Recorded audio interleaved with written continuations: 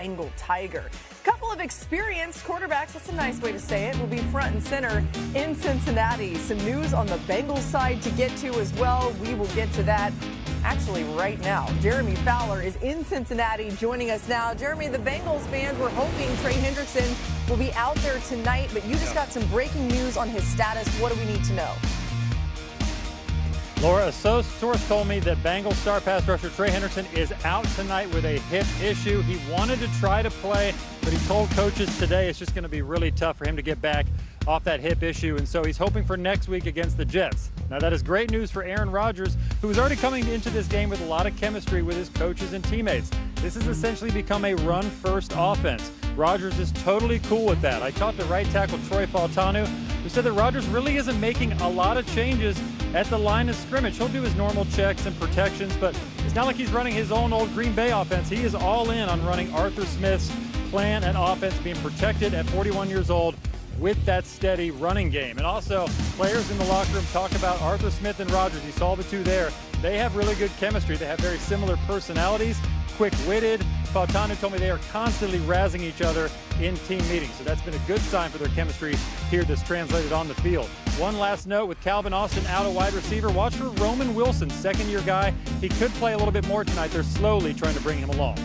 All right, something to keep an eye out for sure. Thanks to Jeremy Fowler for the latest there. And Aaron Rodgers, he's been letting his receivers do the work this season. He's averaging a league low 5.3 air yards per attempt, nearly 3 yards under his career average. And he's getting more than 7 yards after the catch per completion, the most in the league.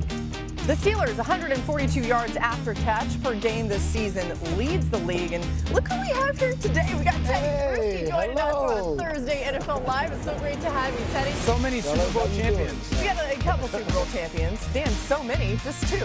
Unless you got something to tell us we don't know about. Okay. J-Mac's here. Dan Orlovsky's here. Teddy, why has Rodgers found success right out of the gates in Pittsburgh this season? Well, first of all, I mean, he's the best one to hear that news that Trey Hendrickson's not playing, because that old man is going to be able to hold on to that ball a little bit longer. That graphic you showed, though, Laura, I mean, getting the ball out of his hands and letting his receivers just run with it from the 20 to the 20. This is above 41-year-old quarterbacking here. 20 to the 20, get it out of my hands. When it's in the red area, let me take some chances, because Rodgers is one of the top quarterbacks in the red area. 7 of his 15 throws are touchdowns in the red area. So what do I say to that as a defender? Okay, this guy's going to take care of himself in the field. He's going to get it out of his hands, but I better be on point, because the old Aaron Rodgers comes out. Arthur Smith's done a great job of getting him on the run in the red area, bootlegs, play actions, run game, all of that stuff. And when Rodgers sees a little bit of a window, he's going to take it, especially in the red area. That's where he takes his chances. And they've totally changed the usage of DK Metcalf. DK in Seattle was a lot of just run deep, you know, and that's the strength of his, obviously, size and speed. But they're giving it to him so much shorter route-wise. I mean, you look at the numbers, kind of comparison to what he's been in the past. The yards after the catch, DK Metcalf has 224 yards after the catch so far this season. That's #1 in the NFL for wide receivers. So I think that's the great point, is just trying to tackle him. And then I think the benefit of this is Aaron doesn't get touched anymore. I mean, the last 4 weeks he's been hit 4 times a game. And so it's smart, because the big question was, could you keep him healthy enough, not for September and October, but for back into November, December, you know? And so be there for every game. We're talking about a guy in the last month who's been hit 10 to 12 times. If they can keep that going, this is sustainable. Yeah, I love what both of you guys have said about Rodgers and the decision-making and getting the ball to his receivers. And when you talk specifically about DK Metcalf, the shorter passes, this past week against the Browns, we started to see it open up. We saw some of those deep shots along the sideline of DK Metcalf. But what I'm going to love to watch is him matched up with DJ Turner on the other side. DJ Turner hasn't gotten a lot of love as we're watching DK Metcalf go down the sideline. And when you're doing those short passes, you open it up to have those opportunities when he's singled up on the outside. DJ Turner last week matched Romeo Dobbs, 4 pass breakups. He's matched up against Justin Jefferson. He's matched up throughout the course of this season. They feel like they found something with him. Jamison Williams, when they played against the Detroit Lions.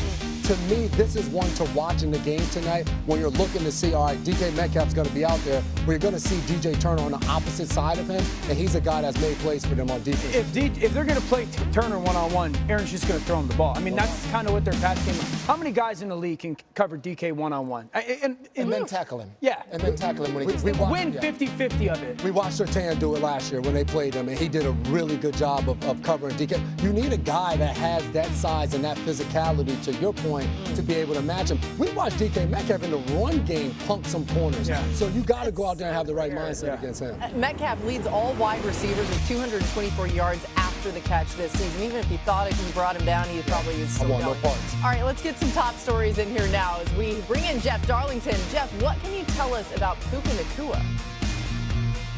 Yeah, well, some good news in terms of Puka Nacua's ankle injury in that it doesn't feel like it's long-term. The bad news, it does feel like he's going to miss this upcoming game. He has not been ruled out. He's still considered day-to-day, but the Rams are traveling to London, make it all the more difficult for him to be able to play. I thought Sean McVay had a very good quote. He said there's a difference between return to play versus return to performance. You want to make sure that he's in a position to succeed. It feels like he's still a little bit away from making that return. Meanwhile, CeeDee Lamb does actually look like he is tracking toward a return to play. We don't know that for sure yet, but limited in practice. He was out there again today, so it is trending in that direction after missing the last 3 games. Again, we'll watch closely today. I think this will wind up going into the weekend, but it does feel like CeeDee is tracking toward playing.